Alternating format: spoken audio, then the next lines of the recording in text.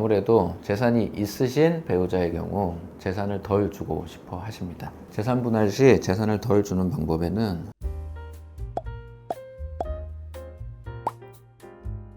안녕하세요, 원영재 변호사입니다. 오늘은 많은 분들이 궁금해하시는 이혼 시 재산 분할에 대한 전반적인 내용을 설명드리도록 하겠습니다. 재산 분할은 기본적으로 내용은 많이들 아시는데요. 특히 가성비 5년, 약속의 10년이라는 말이 유행할 정도로 기본적으로 결혼 기간이 어느 정도 유지되면은 재산 분할의 상당 부분을 상대방에게 주어야 하는 경우가 많이 나오게 됩니다. 가성비 5년은 재산의 약 30 내지 많게는 40%까지 상대방에게 지급하여야 한다는 것이고, 약속의 10년이란 결혼 기간을 10년을 채웠을 때 재산의 절반을 주어야 한다는 내용입니다. 특히 최근에는 가성비의 3년, 약속의 5년이라는 말까지 나올 정도로 그 기간이 줄어들기도 하고 있습니다. 재산을 많이 가진 배우자의 경우로서는 이 부분이 상당히 부담스럽고 억울해 하시는 부분이 많은데요. 왜 이렇게 가성비의 3년, 약속의 5년, 혹은 가성비의 5년, 약속의 10년이라는 말이 나왔을까요? 구체적인 이유가 명시적으로 드러난 것은 없습니다. 다만 유추해보면 분명히 부부간도 공동체라는 개념이었기 때문입니다. 흔히 들어보셨겠지만 부부는 경제 공동체로 보는 것이 일반적입니다.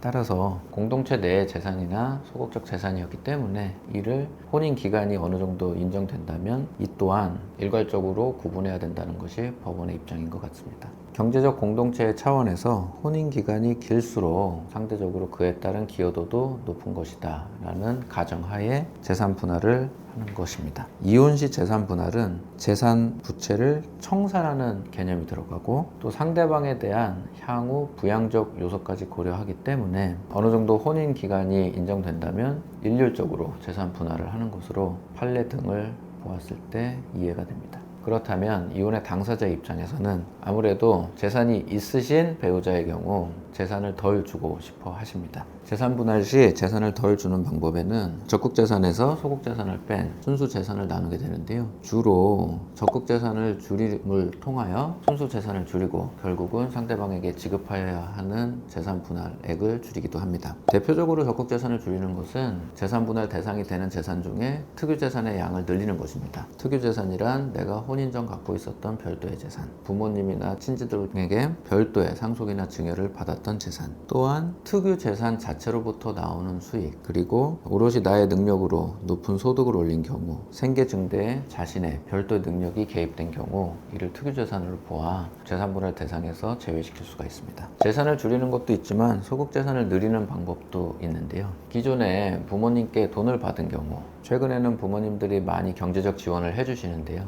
경제적 지원을 받은 것이 증여로 되느냐, 아니면 아직 부모님께 드려야 될, 갚아야 될 채무로 인정되느냐에 따라, 만약에 채무로 인정된다면 나의 소극 재산이 들어 결국은 순수 재산이 줄게 됩니다. 때로는 안타까운 경우도 있습니다. 분명히 부모님께 지원을 받았는데 향후에 이 지원받은 금액이 증여로 인정된다면 본의 아니게 소극 재산이 줄게 되어 재산 분할 대상이 느는 경우가 있는데요. 이 때문에 부모님께 경제적 지원을 받을 때는 특히 차용증과 매달 혹은 정기적인 기간에 부모님께 이자를 드림으로써 향후 이 부분이 부모님께 재산을 증여받은 것이 아니라 부모님께 재산을 차용한 것이다 라는 내용을 명확히 입증할 필요가 있습니다. 그리고 마지막으로는 이혼을 앞두고 재산을 증여하는 것입니다. 이혼 한참 전에 재산을 증여한 것보다 최근에 재산을 증여한 것이라면, 특히 그 대상이 부모나 형제인 경우라면 그 증여 자체가 부인될 가능성도 매우 높습니다. 따라서 이혼을 앞두고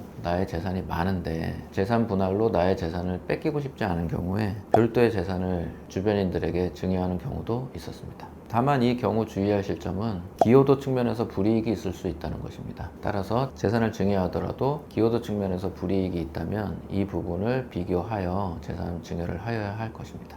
지금까지는 나의 재산을 줄이는 경우를 말씀드렸는데요.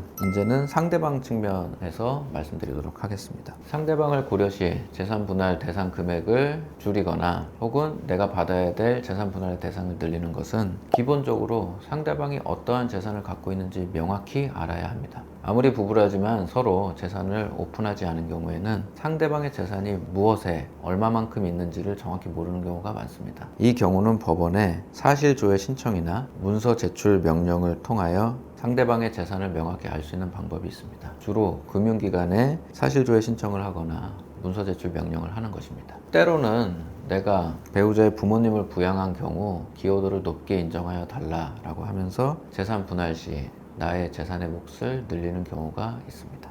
마지막으로는 상대방의 기여도를 낮추는 방법입니다. 이혼 소송을 하다 보면 나의 재산을 줄이거나 나의 빚을 늘리는 방법도 있지만 상대방에게 부부로서의 의무를 다하지 않았다는 점을 부각시켜 상대방의 기여도를 낮춰서 최종적으로는 재산 분할의 대상을 줄이는 경우가 많습니다. 주로 대표적인 이유가 가사를 돌보지 않았다. 최근에는 가사의 의무가 일정 성별만이 아니라 부부 공동으로 가사 책임이 있기 때문에 성별에 관계없이 상대방이 가사를 부담하지 않았다는 내용으로 상대방의 기여도를 낮추는 경우가 있습니다. 두 번째는 생활비를 미지급하는 경우입니다. 그리고 마지막으로는 특수한 경우인데요. 상대방이 부정 행위를 한 경우 부부로서의 의무를 다하지 않은 것으로 보아 상대방의 기여도에 문제를 제기할 수 있습니다. 또한 상대방에게 경제적으로 상당한 의존을 한 경우입니다. 특히 사치와 낭비가 많은 경우 아무래도 그 빚을 상대방에게 갚아달라고 하거나 내가 부부 경제 공동체적인 측면에서 기여를 하지 못한 경우가 있을 수 있는데요. 이 경우 상대방이 이렇게 했다면 해당 부분을 명확히 이혼소송에서 제시하고 증명하여 상대방의 기여도를 낮춰서 최종적으로는 재산 분할 대상 금액을 줄이는 경우가 있습니다.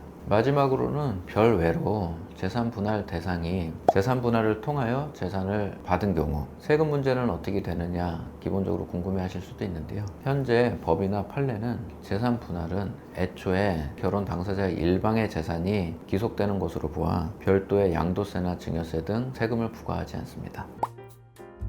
지금까지는 재산분할 전반에 대해서 재산분할에 대한 최근의 경향과 상대방에게 재산을 덜 뺏기는 방법, 또한 내가 당연히 인정받아야 하는 재산분할 나의 몫을 정당하게 확보하는 방법에 대하여 설명드렸습니다. 시청하여 주셔서 감사합니다.